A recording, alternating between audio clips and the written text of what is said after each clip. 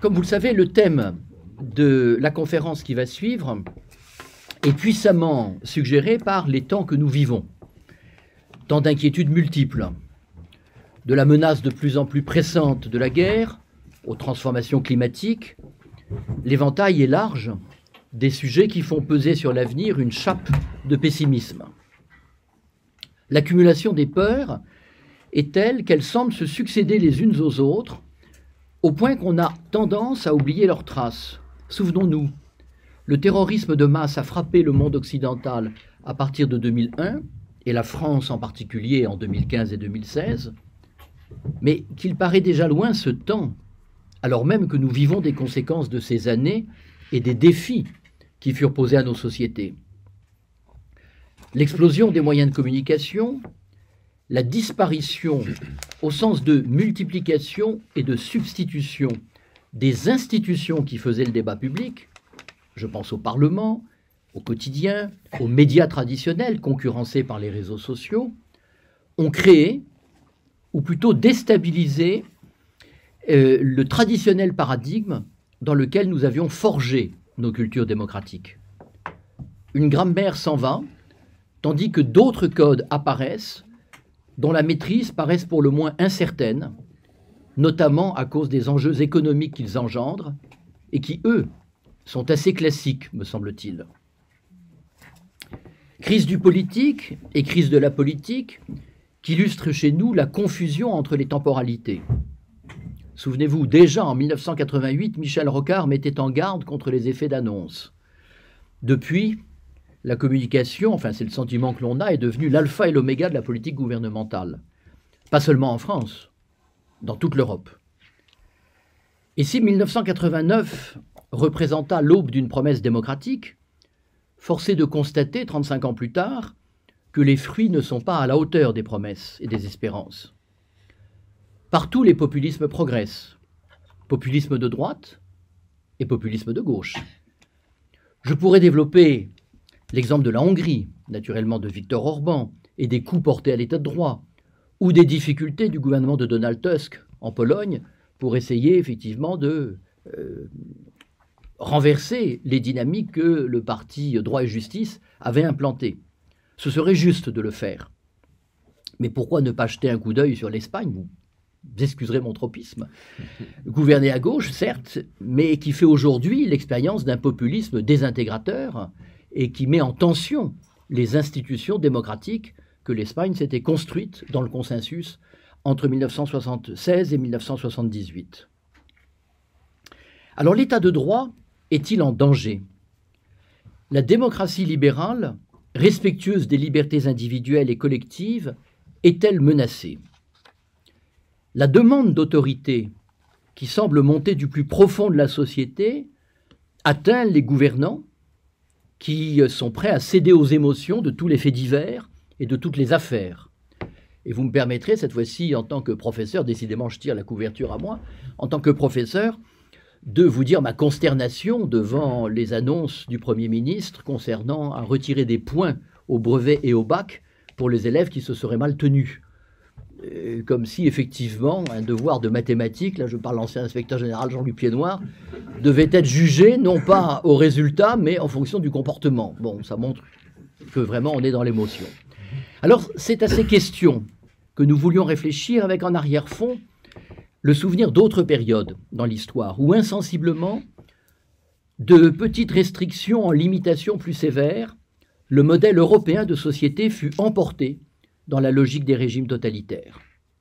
Les années 30 sont souvent convoquées pour tracer des parallèles plus ou moins pertinents. Ainsi, Michael Fussell, qui en 2019 a publié Récidive 1938. Mais aujourd'hui, c'est le spectre de la guerre civile qui revient comme une hantise. Et peut-être avez-vous entendu parler de la série La Fièvre, qui est célébrée autant qu'elle est critiquée, selon que l'on consente à l'idée d'un conflit inévitable ou qu'on la rejette. Qu'est-ce qui aujourd'hui nous invite à penser de manière inquiète sur le plan politique en France ?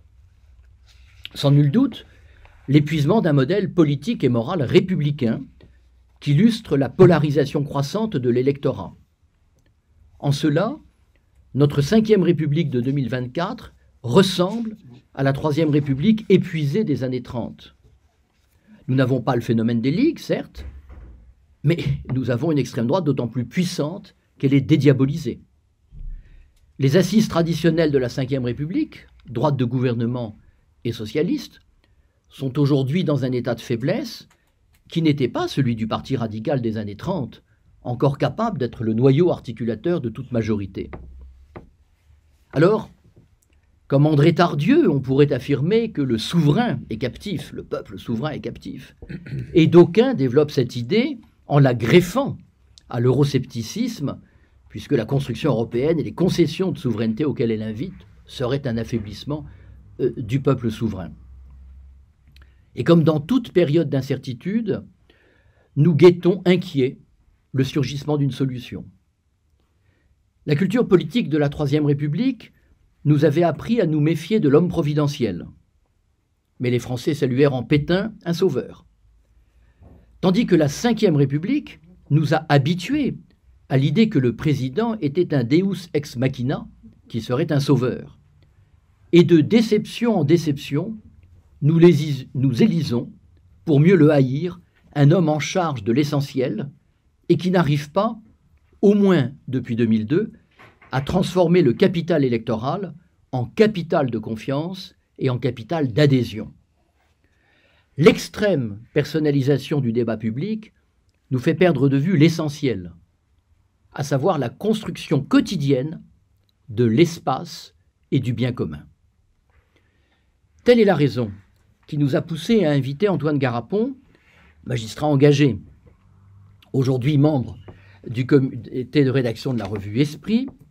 Il a mené de front une carrière de magistrat et une autre d'animateur du débat intellectuel et démocratique, notamment grâce à vos émissions sur France Culture, Le Bien commun et Esprit de justice. La liste est longue de vos publications qui révèlent une curiosité toujours aux aguets pour comprendre comment l'institution judiciaire porte la marque du temps dans lequel elle exerce ses compétences et ses fonctions. Et donc, nous avons envie de vous entendre pour nous éclairer sur le temps actuel que nous vivons. Sommes-nous véritablement sous la menace d'une restriction de nos libertés? Quels sont les vrais périls qui nous guettent? Et comment reconnaître dans le brouhaha médiatique et politique les vraies causes et les vrais combats à mener?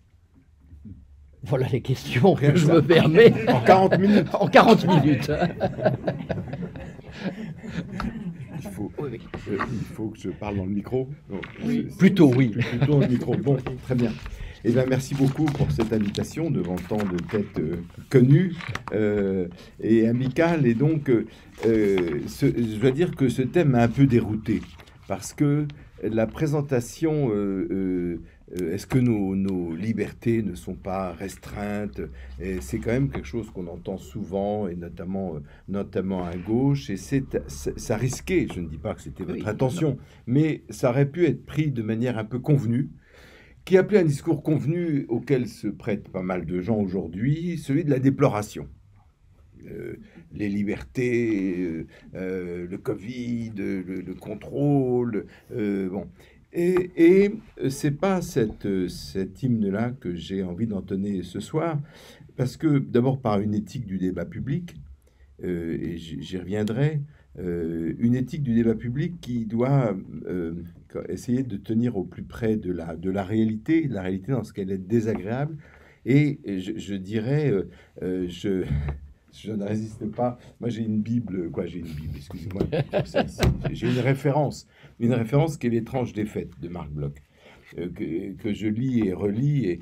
Et quand il fait l'analyse parce qu'il y a comme malheureusement des choses qui nous rappellent, vous le disiez, les années 30, et il constate quelque chose qui fait partie de la culture française en disant cette difficulté qu'éprouvent les Français à parler d'eux-mêmes en vérité, j'allais dire, autrement que par des postures idéologiques, autrement que par des affiliations qui rappellent, à mon avis, une structuration profonde de la France comme une société de cour. Alors, il dit, comparait ces deux journaux aussi homonymes, The Times et Le Temps. Les intérêts dont ils suivent l'un et l'autre, les ordres, sont de nature semblable. Leur public, des deux côtés, aussi éloigné des masses populaires. Leur impartialité, également suspecte. Qui lit le premier, cependant, en saura toujours plus sur le monde tel qu'il est, infiniment plus que les abonnés du second.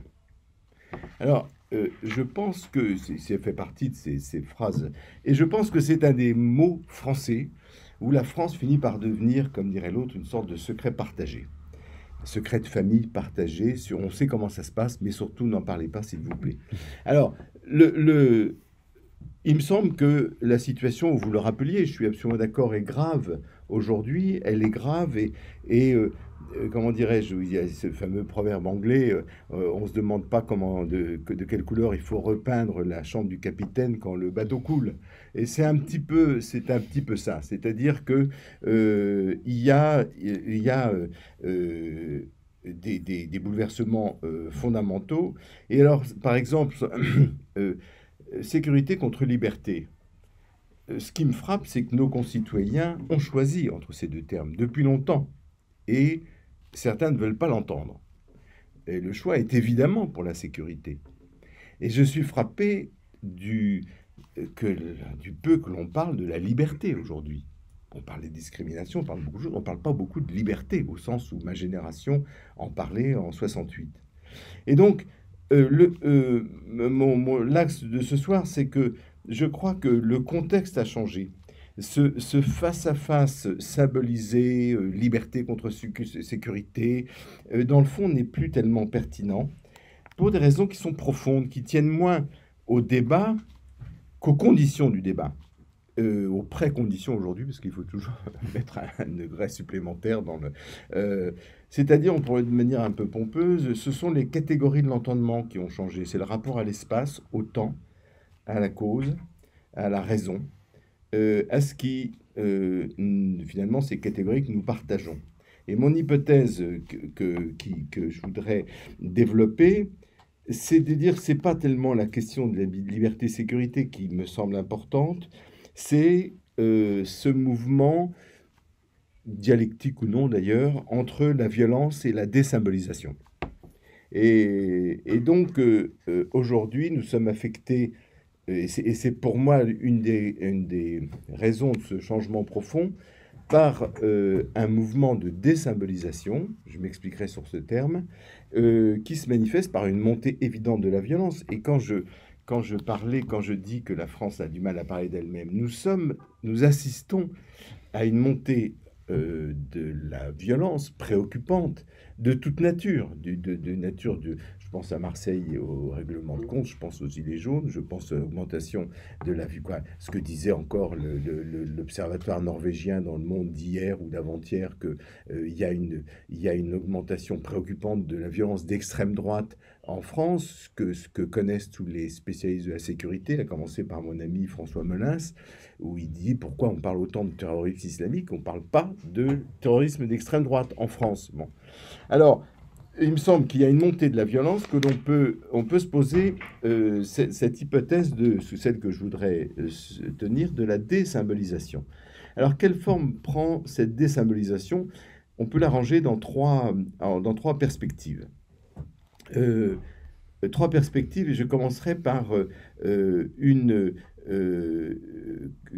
comment dirais-je, une désymbolisation dans le sens où l'espace politique est de plus en plus impuissant à faire sens en tant qu'espace. Donc, nos libertés se rapetissent sans être véritablement menacées. La menace vient d'ailleurs. Et quand on regarde d'où vient la menace, je prendrais quatre grandes causes, quatre grandes origines de la montée de cette violence ou de ce rapetissement des libertés. Bien sûr, le Covid et la pandémie. Le Covid et la pandémie, inattendue, incroyable à tous les sens du terme, et qui a obligé à prendre des mesures autoritaires. Et ce qui est très intéressant, d'ailleurs très révélateur de notre État en France, dont nous avons du mal à parler, qui est profondément un État de police, qui s'est construit comme un État de police, c'est qu'il s'est comporté comme un État de police. Il a pris des mesures autoritaires et efficaces, il a restreint le centre de décision à un conseil scientifique et un conseil de sécurité, en enjambant non seulement le Parlement, mais également le Conseil des ministres. Ce qui est une technique absolutiste qu'on a toujours connue en France depuis il y a trop d'historiens autour de cette table pour que j'avance un siècle, mais qu'on a connu depuis très longtemps. Ensuite, le terrorisme. Le terrorisme qui n'est plus du tout le terrorisme que j'ai connu dans mon enfance entre le FLN et le MNA, qui est celui qui était territorialisé, qui n'est même pas celui des Basques. C'est-à-dire c'est un terrorisme qui promeut une violence sans conflictualité, une violence dont on ne peut rien faire, une violence qu'on ne peut que prévenir ou préempter, parce que, j'allais dire, par certains côtés, les promoteurs de cette violence n'y croient pas eux-mêmes. C'est-à-dire que jamais la France deviendra un État islamiste. Tout le monde le sait, à commencer par les islamistes. Et donc, comment on va construire comment on va négocier, comment est-ce qu'on va se parler devant ce type de violence? Je pense à une montée très importante aussi qui menace toute l'Europe et qui menace aussi la France de manière qui est pas particulière comme tout. C'est le crime organisé et le trafic de drogue. Et je pense au sketch d'il y a 10 jours où une de mes collègues dit à une commission sénatoriale que on a perdu la guerre contre la drogue. On en est à 57 morts par règlement de compte à Marseille. Hein. C'est pas quand même des petites, pas depuis cette année, mais depuis, disons, les 3 dernières années.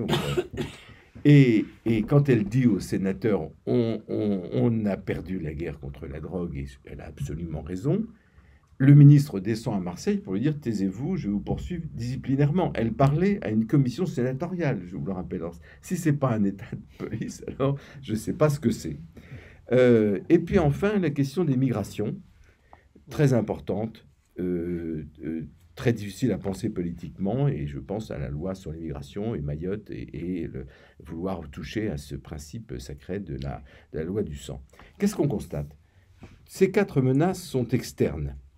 Elles se jouent de l'espace, ou elles jouent de l'espace.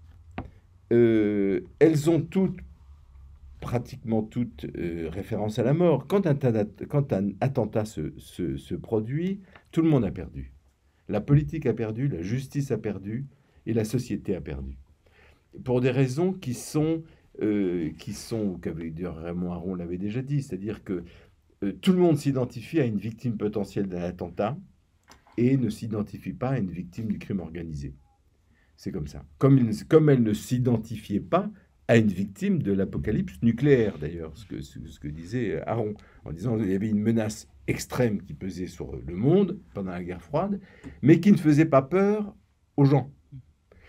Donc, une montée de la peur et d'une peur adossée à la mort, à une mort finalement insolvable, non symbolisable, comme celle de la mort dans un attentat terroriste ou de la mort par maladie du Covid. Et donc, qui fait que cette montée de la peur en raison de quelque chose qui n'est pas politisable, qui est très difficilement politisable. Comment faire de la politique à partir du crime organisé ou de la pandémie ou du terrorisme islamiste? Bon, l'immigration, c'est plus possible, encore que la migration devient une arme de destruction massive qui est utilisée à des fins stratégiques par les Russes comme par le régime syrien, et ça repart en Afrique sahélienne dont on s'est fait sortir, donc c'est pas uniquement. Alors, ce que je veux dire par là, c'est qu'on n'est plus du tout dans le cadre comment dirais-je, d'un agone politique, comme l'était la gauche et la droite, comme l'était la République contre les monarchistes, comme l'étaient des divisions politiques en vue de la conquête du pouvoir ou de la conquête de la liberté. Ça veut dire que finalement, le point de départ de la pensée et de l'entrée en communauté politique, ce n'est pas ce n'est pas comment dirais-je, de rechercher dans le droit et dans les ressources de la justice une protection contre l'abus de pouvoir du souverain. C'est voir dans le droit un obstacle inutile et inefficace qui empêche le souverain de protéger nos corps et la vie. Et donc, la perception du droit par rapport au pouvoir, la différence entre quoi Hobbes pensait que la peur d'une mort violente pousse à un calcul politique. La peur d'un attentat pousse à une sorte de réflexe archaïque autour d'un père protecteur à qui on pardonnera beaucoup de choses. Et donc, ce qui a changé avec tous ces éléments extérieurs circulants finalement qui nous tombent dessus à tous les sens du terme, c'est le territoire, et qui est beaucoup plus qu'une géographie. Le territoire, c'est ce qui structure des liens sociaux, c'est ce qui structure une cité, qui donne du sens à la politique. Ce sont les frontières de ce territoire qui sont affectées. Deuxième point, et non des moindres, c'est ce que, avec mon ami Jean Lassègue, on a appelé la déspatialisation numérique. Qu'est-ce que c'est que la déspatialisation numérique? C'est-à-dire quand on réfléchit sur ce en quoi consiste le numérique a substitué, pour le dire en deux mots, toutes les normativités reposaient in fine sur l'espace. Et grâce au numérique, ce lien entre la normativité et l'espace est remplacé par le calcul et par un langage incompréhensible de ceux qui s'en servent, et qui fait que il y a ce phénomène qui n'est plus la déterritorialisation, comme ce que je viens de parler dans mon premier point, mais la déspatialisation. Déspatialisation qui veut dire que c'est pas non plus une contraction de l'espace, c'est pas l'ubiquité, c'est que, eh bien, il est possible de communiquer en se passant de l'espace. Et donc, c'est le phénomène des réseaux sociaux, mais c'est le numérique dans son ensemble. On peut, je vous renvoie à ce qu'on a écrit là-dessus. Ça veut dire que là encore, toucher à l'espace, c'est toucher au prêt politique, toucher à ce qui nous réunit. Pour reprendre les catégories de Lefort, on pourrait dire qu'avec le numérique, on assiste à une nouvelle manière, par le calcul et par une méthode assez mystérieuse que la plupart des communs des mortels qui sont devenus analphabètes parce qu'elles n'arrivent plus à lire cette nouvelle écriture qu'est le numérique, fait que c'est une manière de se comprendre soi, de comprendre la coexistence humaine, de s'en servir, d'agir dessus, et qui a plusieurs conséquences qui sont très importantes, dont la première, c'est la ringardisation des institutions. La ringardisation des institutions. Elles sont dévitalisées, elles sont mises en concurrence avec quelque chose de tellement hétérogène à elles qu'en fait, elles ne peuvent pas tenir la route. Et donc, ça a des effets extrêmement puissants sur pour vous donner un exemple, l'état civil. L'état civil était un des attributs fondamentaux de la souveraineté pour décider qui est national et qui est qui. Aujourd'hui, l'état civil est beaucoup mieux et beaucoup plus fidèlement assuré par le numérique, l'identité numérique, que par un acte politique qui attribue un statut civil à chacun. On peut donner mille exemples, mais ça veut dire que qu'est-ce que ça veut dire, cette affaire de déspatialisation? Ça veut dire que non seulement ça ringardise, ça affaiblit l'espace institutionnel, parce que l'institution est un espace. L'institution est espace. Elle est ce qui permet à des gens de communiquer. Les meilleurs exemples en sont bien sûr les parlements, l'école, la justice, qui sont vidés de leur substance. C'est-à-dire, qu'est-ce qu'on va apprendre à l'école quand on peut avoir accès à tout cela par son interphone ou pouvoir communiquer, etc. Alors, ça a d'autres effets plus anthropologiques, mais qui vont avoir leur importance aujourd'hui. C'est que ça abolit le temps. Et donc, ça excite l'impatience. Que le temps n'est plus un temps d'élaboration du désir ou de la volonté, donc il ne peut plus opérer de travail symbolique de l'attente, parce que c'est une sorte de disparition du temps. Une promotion de l'effectivité, qui est une fausse effectivité, qui est une effectivité qui passe par le numérique, qui est encore une effectivité, ce que ça veut dire, n'est vrai que ce qui marche, et ce qui est encore plus vrai, c'est ce qui marche tout de suite. Avec aussi quelque chose d'important qui affecte beaucoup les institutions, à mon avis, c'est ce qu'on appelle la gamification, la ludification, c'est-à-dire ce rapport, ce refus du tragique pour avoir ce rapport ludique au monde, celui des émoticônes et celui comment dirais-je, de pouvoir prendre tout à la légère grâce à l'informatique. Ce qui explique, à mon avis, tous ces ingrédients, je vais extrêmement vite et je vous prie de m'en excuser, explique une forme de radicalité. Qu'on voit d'ailleurs très bien dans la justice, c'est-à-dire dans la justice le phénomène MeToo par exemple, où la fait que qu'est-ce que c'est MeToo, c'est une dont je soutiens le combat, qu'il n'y ait pas d'ambiguïté là-dessus. Mais je prends MeToo comme un symptôme. Symptôme, ça veut dire que par un tweet, le même tweet va opérer 4 ou 5 opérations qu'une institution distingue et confie à des gens différents, qui est celui de l'accusation, la preuve, le jugement, la peine, l'exécution, en effaçant l'oubli définitivement. C'est-à-dire que c'est très intéressant, c'est-à-dire que c'est ça la contraction du temps, le tout de suite. Je dénonce et en même temps c'est la preuve que ce que je dis est vrai, c'est un jugement et en même temps c'est une disqualification sociale immédiate.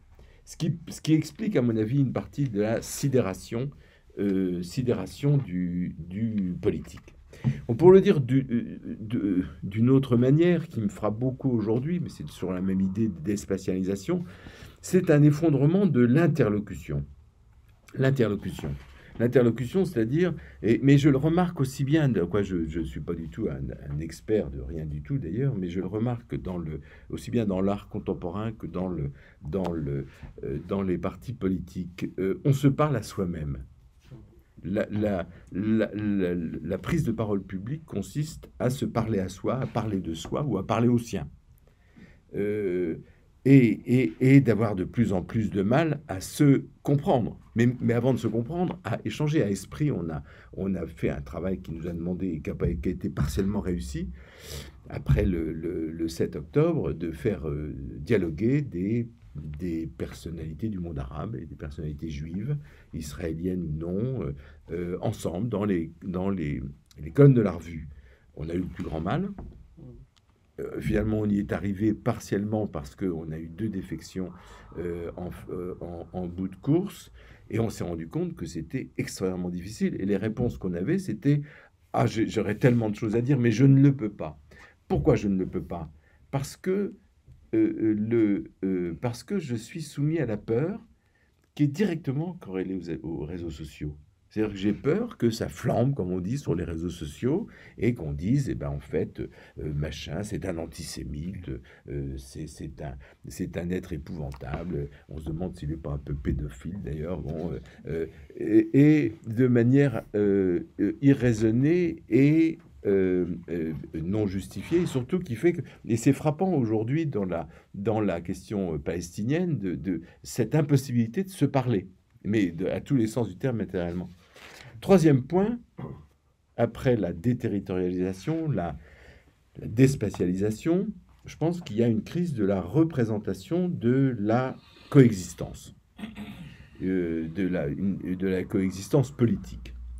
Vous savez, il y a l'étude de Jérôme Fourquet qui a dit de manière que je trouve qui est très je trouve très éclairante. Il dit finalement la France a vécu pendant tout le XXe siècle, disons, elle a vécu sur une opposition droite-gauche, pour le dire très rapidement, c'est la manière dont il le dit, par une droite catholique tenue par l'Église et par une gauche utopiste tenue par la perspective du monde socialiste et du monde communiste, de cet État idéal qui présente d'ailleurs beaucoup de parenté. De la même manière que l'éthique de ces deux composantes morales du pays présentait aussi beaucoup d'une même manière de vivre ça veut dire que la France se séparait, se divisait sur deux représentations, l'une religieuse et eschatologique, l'autre politique et utopiste, mais c'était des représentations.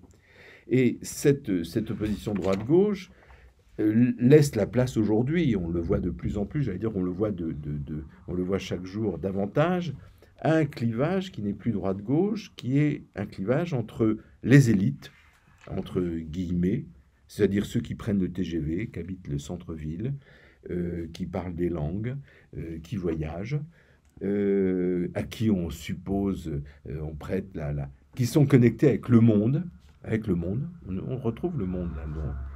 Et puis le peuple abandonné, ceux qui se sentent abandonnés parce qu'ils sont frustrés, éloignés et qui ne se retrouvent plus, et c'est tout à fait digne d'intérêt et qui doit être analysé, qui ne se retrouvent plus dans leur gouvernement et dans leurs représentants. Ils se retrouvent tellement peu dedans qu'ils les attaquent de plus en plus physiquement. Et cette proportion de violence contre les élus, on s'intéresse au maire de celui qui est de Pornic, je crois, qui a failli, on a brûlé la maison, mais en fait les agressions contre les élus, quoi de Saint-Brévin, pardon, voilà, c'est pas très loin. Voilà. En fait, il y en a, elles progressent de plus en plus.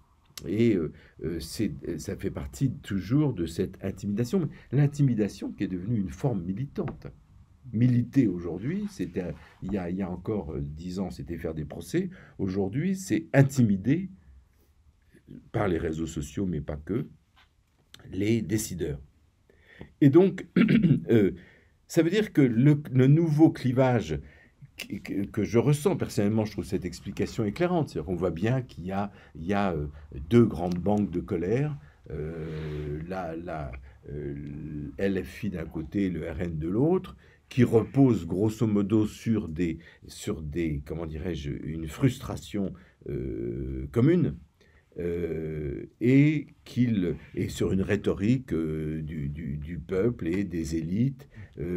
Alors, quelle est la différence avec la représentation du XXe siècle? C'est qu'il n'y a plus de représentation, justement. Il n'y a plus de représentation du monde. Il y a une situation personnelle. Je suis abandonné, je fantasme l'autre comme du côté des élites. Alors, c'est à mon avis un des facteurs explicatifs du mouvement des Gilets jaunes. Pour ceux que ça intéresse, j'ai lu ce livre de Luc Rouban qui est intéressant, mais qui est bon. J'aurais des choses à dire sur les racines sociales de la violence politique en France. Voilà, un chercheur qui parle de violence politique en France. Donc, c'est pas si fréquent que ça. Et le mouvement des Gilets jaunes est resté très largement inexpliqué. Très largement inexpliqué, si ce n'est qu'on a senti les colères. On pourrait dire aussi, j'ai un peu, je ne vais pas travailler, mais j'ai fait une série d'émissions 5 émissions sur la crise violente de la fin du mois de juin et début juillet, même sentiment d'abandon. Même sentiment d'abandon et même sentiment d'une perte de l'encadrement moral. Ça, c'est très intéressant. C'est-à-dire, dans le fond, ces jeunes vivent comme des guerriers. Et on dit, mais que font les parents? Les parents doivent mais alors les parents font mais alors les imams, les maires, qui encadre ces jeunes? Qui encadre ces jeunes moralement? Qui a autorité sur eux? Alors, je crois que il y a d'autres symptômes. Vous mentionnez le phénomène Macron, c'est-à-dire qui est un double phénomène à la fois de son élection et de la haine qu'il suscite absolument disproportionnée, qui est une haine symptomatique. Une haine symptomatique d'un malaise beaucoup plus profond. C'est-à-dire que si on continue, mais je ne vais pas trop allonger pour laisser du temps pour le débat, mais je suis frappé par exemple des revendications. Les revendications sont toutes les mêmes. Il nous faut plus d'argent. Oui. C'est pas un projet, c'est pas autour d'un projet d'une réforme d'un service public. Non, c'est plus d'argent, moins de contrôle. Et alors là, vous avez réuni, et puis plus de considération, parce qu'on est en France, donc on est une société de l'honneur, et finalement, on est méprisé. Macron nous méprise, les élites nous méprisent, on est méprisé. Et quand je dis ça, j'ai parlé des infirmières, de l'hôpital, de la police, des professeurs, et finalement de tout le monde. Bon. Et aujourd'hui, je dirais que finalement, il y a deux... c'est un peu une difficulté, je vais me borner à la mentionner, mais on pourra y revenir. Je suis frappé de la faiblesse des anthropologies qui sont proposées par le discours dans le débat politique. Il y a essentiellement deux anthropologies, la libérale et la théorie de la domination. Il y a une anthropologie libérale qu'on impute à Macron, et c'est plus compliqué, mais il donne beaucoup de verges pour se faire battre, et c'est un peu la limite de Luc Rouban, c'est-à-dire que lui dit c'est la faute à Macron. Dans le fond, il a fait monter la violence. Pourquoi ? Parce qu'il a résumé, parce qu'il a trop fait appel à la responsabilité individuelle. Et on ne retient de ces phrases que celle, le premier de cordée, je fais le tour de la Canebière, on trouve un boulot, et pas d'aller de l'autre côté, etc. Bon. Et à chaque fois, je suis très intéressé par le premier de cordée. Qu'est-ce qu'il y a de choquant à dénoncer le premier de cordée? En quoi est-ce scandaleux? En quoi le fait de vanter la responsabilité individuelle de la réussite, en quoi est-ce anti-républicain? Et j'entends beaucoup, je pense que cette crainte du libéralisme, cette détestation du face-à-face, dans le fond, est quelque chose qui... mon explication, c'est que Macron a été élu parce qu'il a été élu après une décennie terrible où la France n'a rien fait pour traiter des grandes questions, qui a été le deuxième mandat de Mitterrand et les années Chirac, où c'était en fait de la maintenance symbolique, surtout rassurez-vous les petits, il ne se passera rien. Et il me semble qu'on le paye aujourd'hui toujours très cher. On pourra revenir dans le débat, j'en dirai. Et alors Macron, c'est pas le premier, parce que Nicolas Sarkozy avait voulu le faire aussi, Hollande aussi à sa façon, avec beaucoup de difficultés. Et finalement, Macron bouleverse le jeu politique avec un discours qui était beaucoup plus protestant que catholique. C'est-à-dire la jeunesse, le dynamisme, la responsabilité et la modernisation du pays, du pays, et il a été élu comme un mal nécessaire, et aujourd'hui, on lui impute d'avoir dénaturé la République en faisant un paquet de liens interpersonnels qui n'ont plus de surplomb. Mais on confond peut-être le thermomètre et la température. Alors, voilà. Alors, dernier point sur ce tableau qui paraîtra peut-être un peu sombre. Bon, mais Vous avez annoncé deux anthropologies, j'en ai entendu. Oui, alors excusez-moi, oui. Alors la libérale, la domination, la théorie de la domination. Théorie de la domination, c'est-à-dire qu'en sciences sociales, mais dans le discours politique, que ce soit les féminismes, les décoloniaux, que ce soit un rapport social ne peut être qu'un rapport de pouvoir. Donc la seule perspective, c'est l'émancipation, c'est de s'en libérer. Et la domination est la vérité de la politique. Mais ça, c'est très... Il y a des antécédents très profonds dans la France. Des antécédents très profonds. La majorité de nos intellectuels ont été antidémocratiques. Disons-le. Lévi-Strauss, Foucault, Bourdieu, nos maîtres à penser sont antidémocratiques. Autre chose qu'on ne dit pas suffisamment, me semble-t-il, par rapport au Lefort ou Raymond Aron ou Ricoeur, qui ont été ridiculisés pendant de leur vivant à cause de leur ringardise de croire encore à cette chose. Bon. Et je crois que on est dans la continuation de cette tradition française tout à fait malheureuse, mais tout à fait présente. Tout à fait présente. Alors, dernier point qui me fera transition avec la conclusion, c'est que beaucoup de forces centrifuges de toute nature et un centre vide, un faune. C'est-à-dire, plus personne n'est capable de parler, et ça m'est apparu absolument explicite à deux occasions. La panthéonisation de Manouchian. La panthéonisation de Manouchian. C'est-à-dire, on dit, voilà, cet homme a choisi la France, il est venu de l'étranger, il est mort pour la France, il est mort pour les valeurs de la France, il est mort pour la liberté, il est mort pour quelque chose que nous incarnions. Et une autre expérience que j'ai faite, qui est de visiter le musée de l'immigration. Et dans le musée de l'immigration, on voit finalement que cet itinéraire de Manouchian, il traverse tout le 19e siècle et la première partie du 20e siècle. C'est-à-dire, la France, c'est la libéralisation des Juifs, du statut des Juifs, mais c'est l'affaire Dreyfus. Mais c'est un pays où l'affaire Dreyfus est devenue une affaire politique et pas une... Bon, et donc, il y a une consistance pour dire qui nous sommes.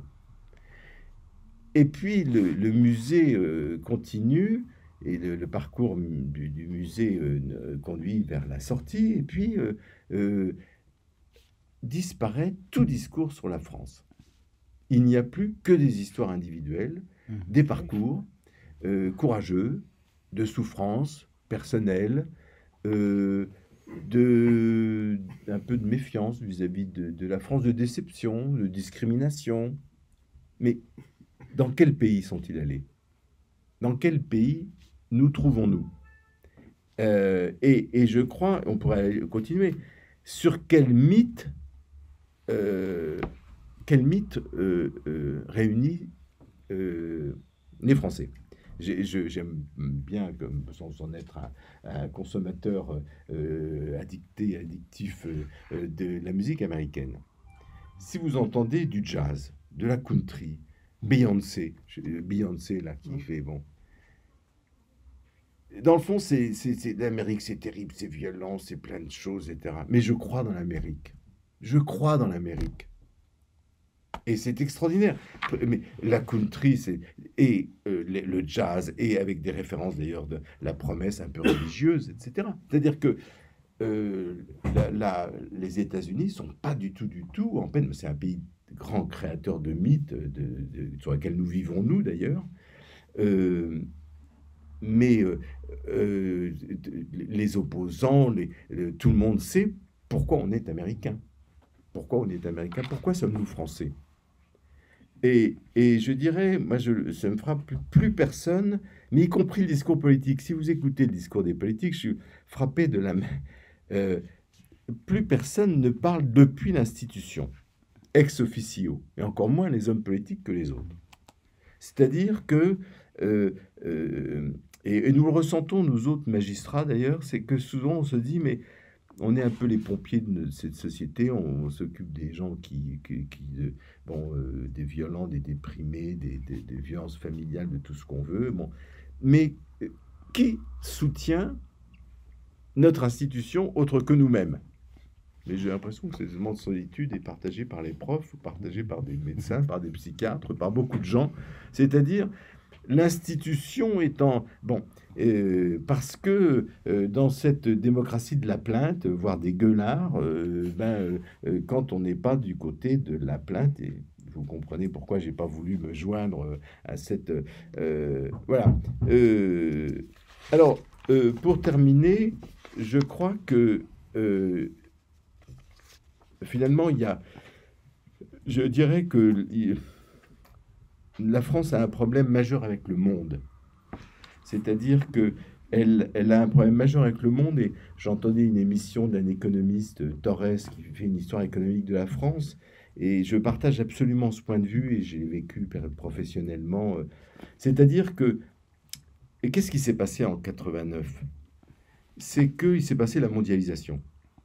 Il s'est passé un phénomène majeur, qui transparaît après avec ce que j'ai dit, de la déspatialisation, de la déterritorialisation, de cette désacralisation, appelez ça comme vous voulez. Bon. Mais c'est ça la mondialisation. Et c'est ça le virage que nous n'avons pas voulu prendre et que nous n'avons pas pris.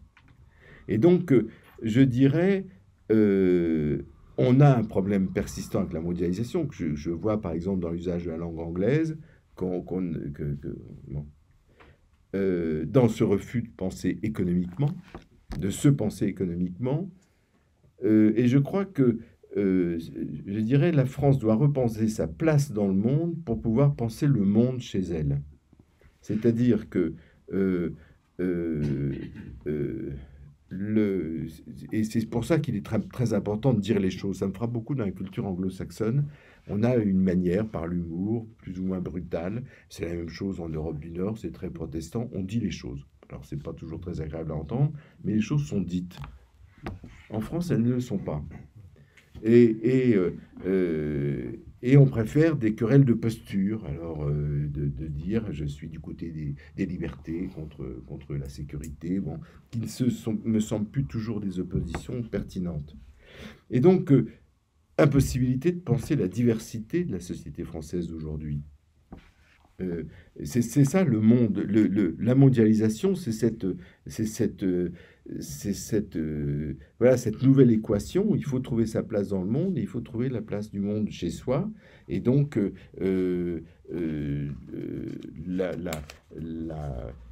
la diversité de la société française d'aujourd'hui, répondre de manière comment dirais-je, voilà, qu'est-ce que nous avons en commun, et tout cela dans le but de redonner un sens au pays dans lequel on se trouve, un sens à la hiérarchie, et donc apaiser la violence. Merci. Merci à vous.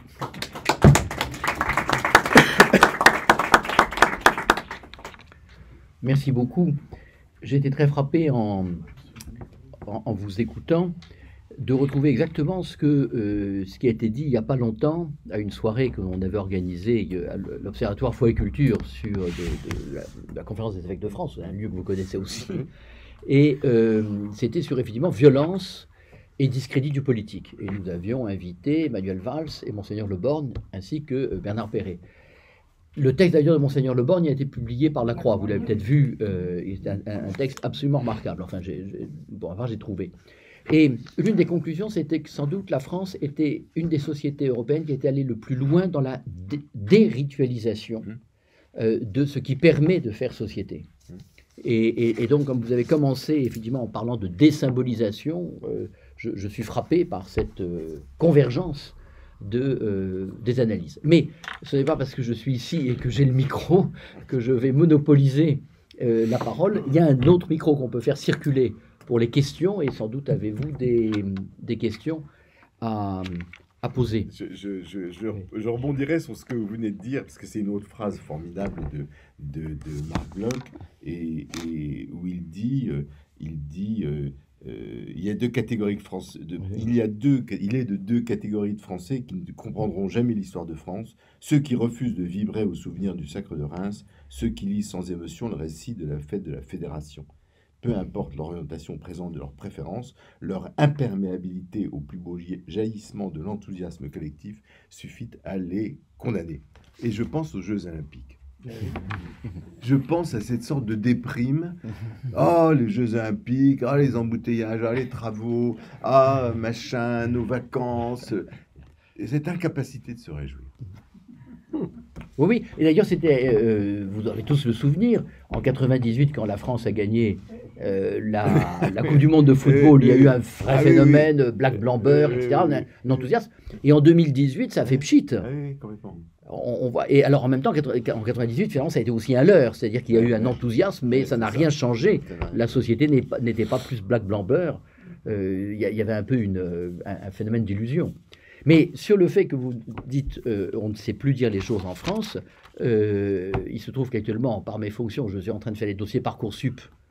S'il y a bien une institution qui ne sait plus dire les choses, c'est l'éducation nationale. Mais c'est un point, je veux dire, j'en ai pas dormi. Enfin, je veux dire, ça dépasse toutes les limites. Ça dépasse toutes les limites. Et donc, vous voyez, aujourd'hui, les étudiants, les dossiers que j'ai, vous avez des gamins qui ont 19,6 de moyenne et qui sont 18e sur 35. C'est-à-dire que comme le système a voulu que toutes les notes, comme c'est par algorithme, toutes les notes soient montées, tout le monde a monté les notes, et donc c'est totalement illisible, parce que quand on les voit après... Donc, mais ça se voit dans la langue française. Oui. Dans la langue française, c'est un mélange de langue un peu empoulée, précautionneuse, politiquement correcte. Qu'est-ce que vous voulez dire?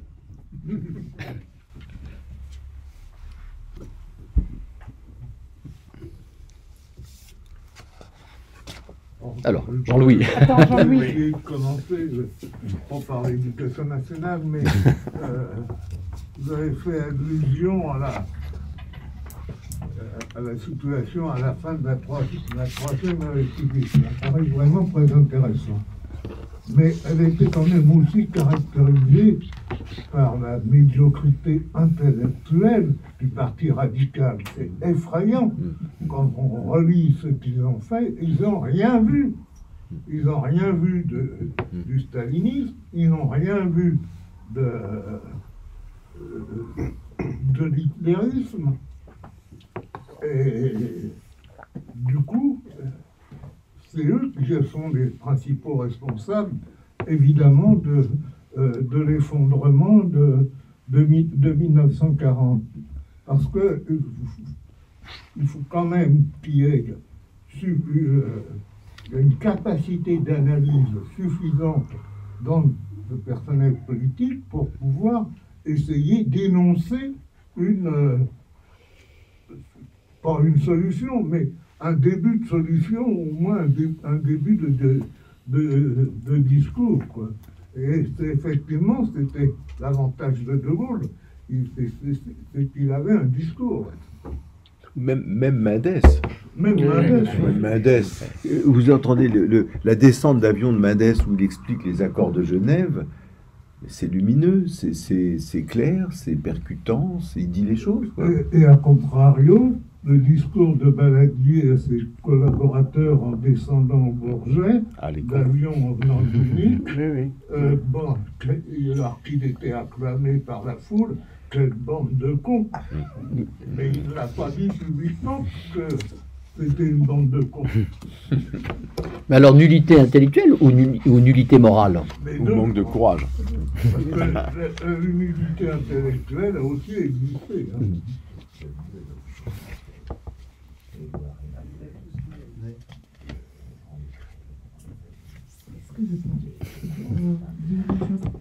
Bonsoir, je suis une religieuse, je suis de Slovaquie. Et tout ce que vous dites, ne vous inquiétez pas les Français, parce que chez nous, c'est encore pire. Mais en fait, dans toute cette situation qui en Slovaquie se tourne malheureusement après les élections vers l'urbanisme, si on peut dire, je me demande comment former une conscience critique chez ceux qui tombent facilement dans les fake news, dans toutes ces théories de conspiration. Et en Slovaquie, c'est la majorité de la population extrêmement... Et ils ne se rendent même pas compte qu'ils sont dedans. Donc on les voit dans les discussions sur les réseaux sociaux. Et les gens qui je connaissais vraiment, qui luttaient en 89 contre le communisme, on était vraiment sur le même bateau. Et aujourd'hui, on n'a pas...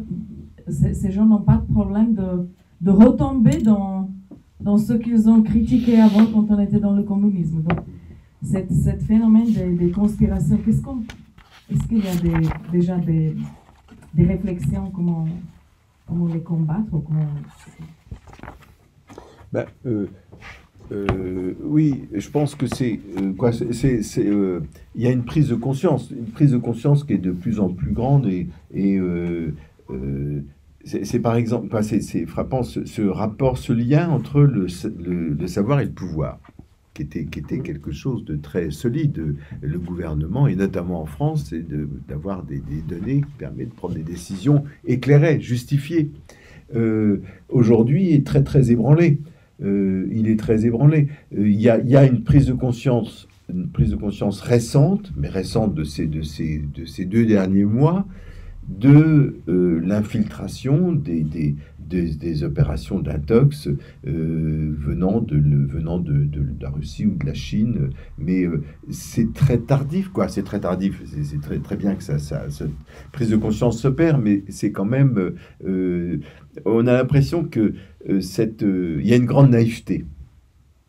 Il y a une grande naïveté, finalement, dans notre compréhension du monde et de la chose politique.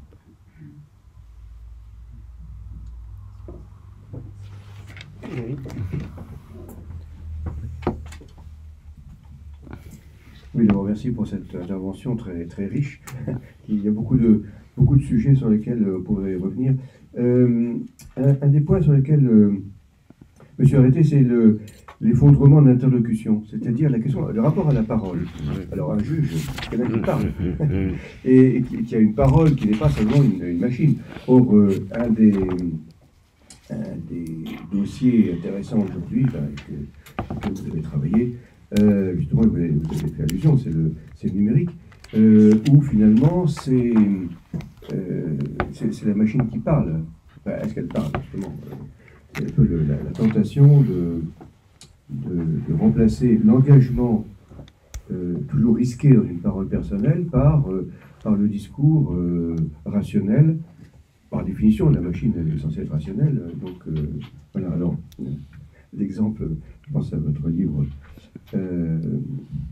à vos livres sur cette question-là, mais il y a là un enjeu important qu'on voit un peu à tous les niveaux. C'est-à-dire, le policier qui vous arrête, vous avez discuté avec lui, on ne peut pas discuter.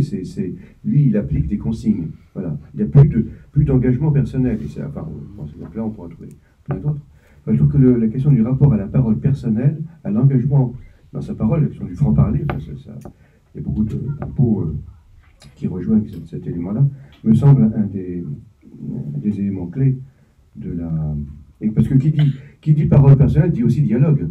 Et donc relation. C'est pas simplement, justement, c'est pas le fait de parler individuellement, c'est le fait que si j'ai une parole en première personne, à ce moment-là, j'inclus l'autre dans ma parole.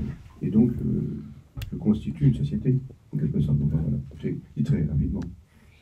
Ah mais oui, je suis tout à fait d'accord, mais jamais la parole n'a été aussi peu libre du temps des réseaux sociaux.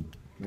Les gens c'est l'expérience qu'on a eue à Esprit sur le conflit, qui est tout à fait symptomatique. Les gens ne sont plus libres. J'aimerais tant dire des choses, mais je ne peux pas vous les dire.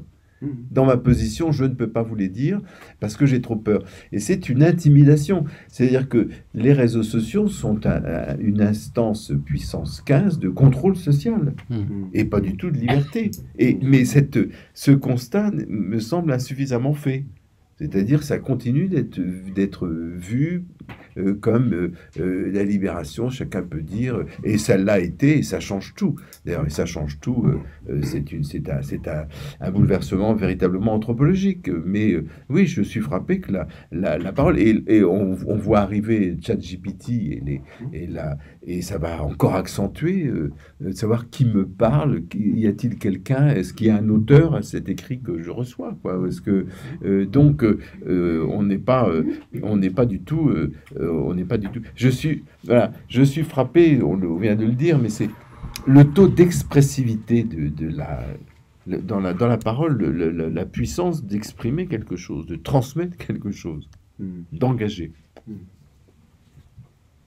Mais à cet égard, une chose qui est extrêmement troublante, c'est de voir le phénomène de génération. Les étudiants actuellement, les étudiants que j'ai en Hippocagne, c'est la première génération qui a eu le smartphone à partir de l'âge de 10 ans. Et donc ils sont entièrement conditionnés par ça. Et j'ai eu le cas de dissertation faite avec ChatGPT. Et effectivement, alors, je n'ai pas réagi simplement que le professeur qui n'est pas content parce qu'on a triché. Ce que j'ai dit, c'est que ça cassait le pacte d'enseignement. Et que d'un autre côté, il y avait l'illusion qu'il n'y aurait pas une expertise qui est capable de voir que vous n'êtes pas en train de lire un texte issu d'un étudiant, mais que c'est quelque chose d'artificiel. On le perçoit tout de suite. Or, l'instrument qui est par ailleurs intéressant, en fait, est détourné, dévié, et on donne à ces jeunes comme en fait à conduire une Ferrari sans permis. Oui, bien sûr. Remarque, pour ces phénomènes type intelligence artificielle, il faut bien voir que de toute façon, ça ne fait que répéter le passé. Oui. Parce que, comme disait Cédric Villani, quand même pas n'importe qui en mathématiques, l'intelligence artificielle, c'est pas de l'intelligence, c'est de la statistique. Oui. Vous prenez des bouts de phrases, des mots, etc., en fonction d'un certain nombre de commandes qui sont inscrites au départ. Oui, mais ce qui me frappe beaucoup, c'est justement ce changement. Que ça toujours, mais ça, c'est ce que je veux dire, c'est que foncièrement, c'est conservateur. Mais c'est ce changement anthropologique capable, évidemment, de répéter, qui fait que, d'innover. justement, mais c'est ce changement anthropologique qui fait que les jeunes pensent que comme tout est à disposition, tout est déjà là, et qui exonère de l'effort de réflexion critique. Et d'une certaine façon, nous aussi, enfin je dirais, il se trouve que comme on n'a pas exactement la même formation, je dirais, mais le risque est là. Le risque est là. Et là, pour le coup, moi, je veux dire, je pense que le clivage générationnel pose de vrais problèmes. Et c'est très frappant de voir aussi, par exemple, vous évoquiez, alors là, sur le plan politique, moi, je vois mes étudiants me disent, et pourtant ils sont à gauche comme on l'est à 20 ans, ils sont résignés à la victoire de Marine Le Pen en 2027. Pour eux, elle paraît inévitable. C'était pas du tout la situation il y a 20 ans. Hein. Donc, je veux dire, tous ces phénomènes se dessinent et font des tendances de fond qui sont à l'œuvre. Qu'est-ce qu'on fait alors? Oui, c'est un peu la question. Attendez. Mais je crois qu'évidemment, ce que vous avez dit, c'est le fait qu'on paye très cher 15 ans ou 20 ans d'inaction. Terrible. Voilà. Terrible. Oui. J'étais frappé surtout de ce que vous avez dit sur le peuple qui se sent abandonné. Depuis longtemps, je pense que l'élite dont je fais partie, l'élite mondialisée, n'est pas au service de la base nationale, de la base du pays. Et que donc, je me sens responsable de ce point de vue-là. Et alors, la question que je me pose, parce que je n'ai pas résolu du tout, mais vous savez peut-être, pourquoi à chaque fois ils disent qu'ils sont méprisés?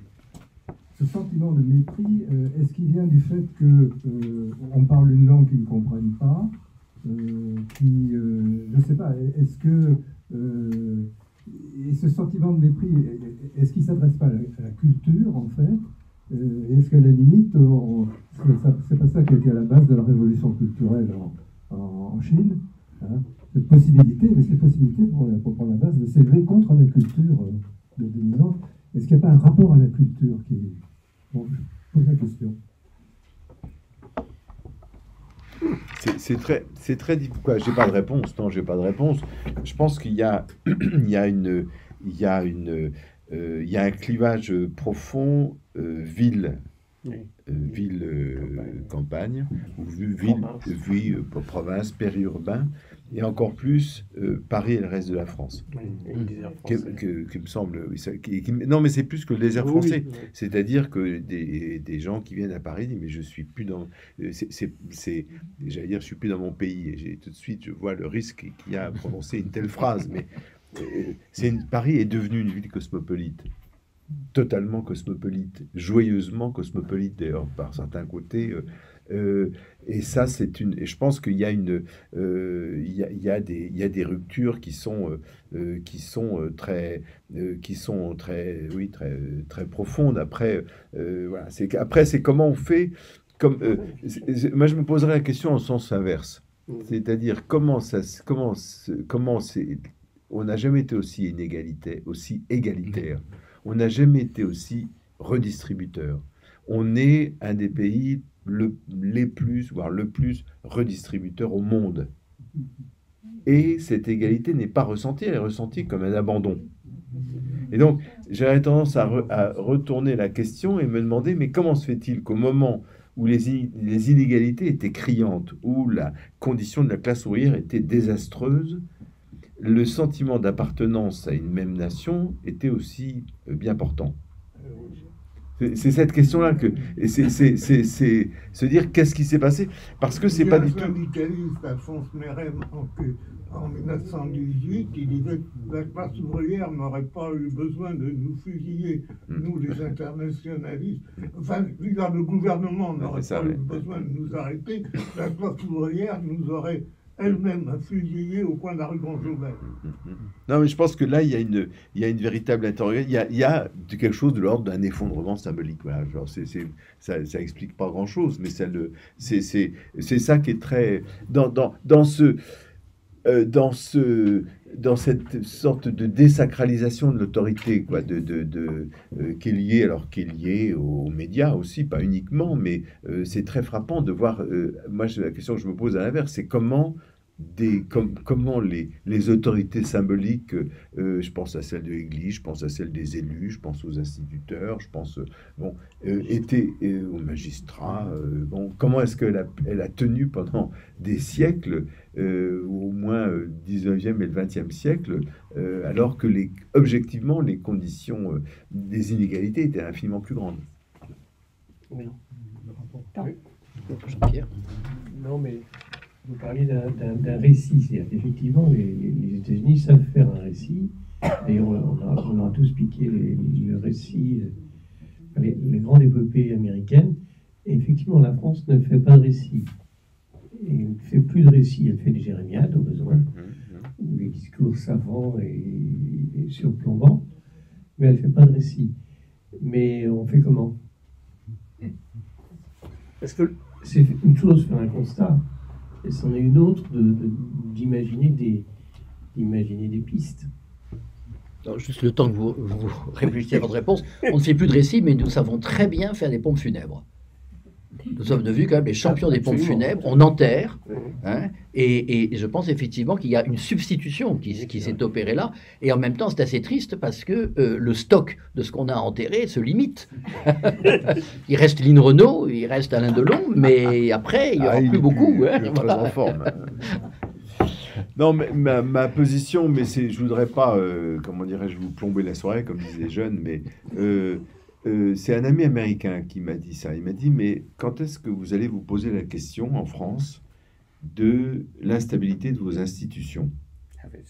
Et bon, 1789, 1793, 1799, 1815, 1830, 1848, 1852, 1870, 1940. Bon. Et finalement, encore une fois, je ne suis pas historien, mais je vois que la France résout son incapacité à construire une véritable communauté politique stable par la violence. Et je crains, très malheureusement, mais je vois plutôt la violence venir que la solution. C'est-à-dire, je sens monter, je le sens, j'allais dire, en tant que magistrat et travaillant et compagnonnant avec des gens du personnel de sécurité, c'est une évidence. Et la manière dont cette violence est acceptée par la société française, justifiée aujourd'hui. C'est-à-dire que je vois la réaction vis-à-vis des violences policières. Il y a des violences policières, c'est certain, mais qui absorbent tout le mal de la société française, c'est la police. l'acceptation de la violence symbolique des Gilets jaunes Mmh. est saisissante. La justification d'une sorte de haine sociale, de rancœur sociale qu'on sent, que vous sentez comme moi, et qu'on sent monter. Donc, si vous voulez, moi, je ne sais pas ce qu'on fait, mais je sens que on risque de trouver une solution, malheureusement à la française, dans un déchirement violent. Oui, ouais. Alors, on ne voulait pas plomber la soirée. Mais... juste... Vous avez évoqué l'Europe au début, à propos de montée des populismes. Mais après, sauf distraction de ma part, je n'ai plus entendu prononcer ce mot de Europe. Alors, il n'y a pas de récit, il n'y a pas de mythe. Bah, fait pas rêver, oui, non, ça. Mais l'Europe est, si vous voulez, en plus, moi, je suis profondément européen. C'est pas la question n'est pas là, mais je constate qu'elle ne fait pas rêver. Et je constate qu'aujourd'hui, elle réunit, si on additionne toute l'extrême droite, c'est-à-dire les anti-européens, elle recueille une très très large majorité. Le premier parti de France est un parti anti-européen. Avec des nuances, parce que ceux qui étaient les plus anti-européens, ils ont fermé leur clapet. Vous n'entendez plus le Front National, enfin le Ah bah si, on l'entend. Demander le départ de l'euro en sourdine. Ou le Frexit. En sourdine. Ils sont européens comme les communistes étaient européens. Je Oui. suis pour l'Europe, pas cette-ci, mais je suis pour l'Europe. Oui, mais il y a quand même eu une inflexion du discours. Si vous voulez, Il n'y a plus de discours radical, c'est ça que... il n'y a pas de discours radical, mais s'il y a Mélanie en Italie, Le Pen en France, l'AfD en Allemagne... Vous avez vu ce qu'elle a fait. Oui, mais ça terminera par...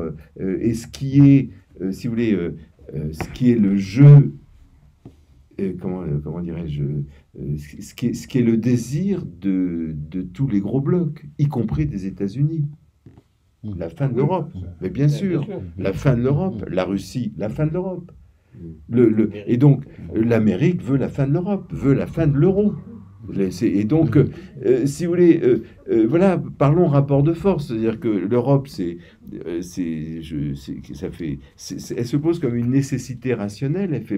Elle se pose pas comme un mythe qui va galvaniser les foules. Et on est dans un rapport de force qui est objectivement extrêmement défavorable. On a déjà été lâché par le monde anglo-saxon qui a une réalité culturelle et elle est en très mauvaise posture géopolitique. Et je ne vois pas ça écrit.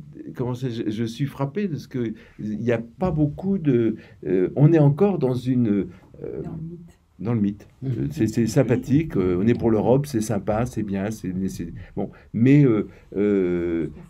Je croyais qu'il fallait un mythe. oui, mais ça c'est pas un mythe au sens d'un récit. Les migrants, ils rêvent d'Europe. Les pays de l'Est, bien sûr, les Ukrainiens, ils rêvent de l'Europe. bien sûr. Donc il n'y a plus du tout de rêve. Mais c'est le En paradoxe. France peut-être, mais ailleurs. Mais- Les autres rêvent de Oui, l'Europe. mais ça fait Les peur. Balkaniques aussi.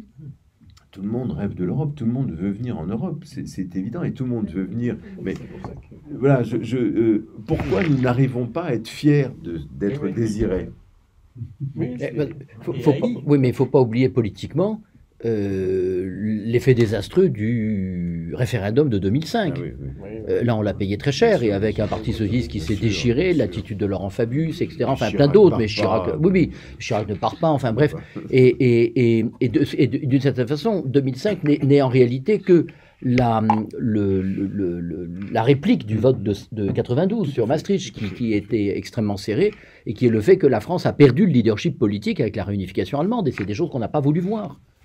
Et en tout cas, et on est resté dans l'idée que la France était le pilier de l'Europe, alors que c'était un pilier creux, et qu'on continue à penser l'Europe comme un surcroît de puissance pour la France, au lieu de construire cette puissance à 27. Alors c'est vrai qu'à 27, c'est pas complètement facile. Et puis avec des cultures géopolitiques tellement différentes d'un État à l'autre, les Polonais, le jour où ils se feront agresser par les Russes, mourront jusqu'au dernier. Vous allez en Espagne, un aveuglement sur la réalité géopolitique de l'Europe consternant. consternant. Et bon, donc c'est très compliqué. Et de ce côté-là, la France n'a plus été capable de porter un projet. On s'accroche sur notre dissuasion nucléaire, avec des déclarations qui de temps en temps sont quand même un peu baroques. Hein. Et je crois que ça explique la raison pour laquelle les Français ne rêvent plus d'Europe, alors même qu'effectivement l'Europe est un instrument. Mais ça sera l'occasion ça nous fait une transition formidable, puisque ça sera l'occasion de prochaines soirées de confrontation. Je tiens du coup au nom de toute l'association à vous remercier, cher Antoine Garapon, d'être venu nous parler.